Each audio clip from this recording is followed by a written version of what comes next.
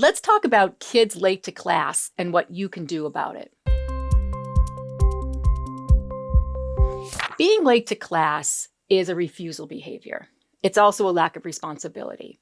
So one of the things that I really want to stress is we as a school, if we are in middle high school where kids are usually late to class, we have to really commit to the fact that we are going to really enforce this, which means that every teacher after every bell, unless you got to make a quick phone call, you got to run to the restroom, I totally get that, but every teacher has to say, I'm going to stand outside my door.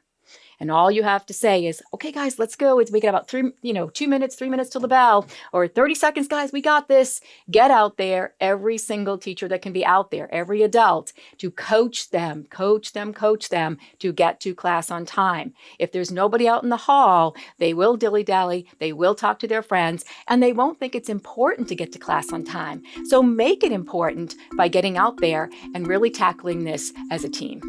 Thanks for watching. Please hit like, subscribe, and leave a comment.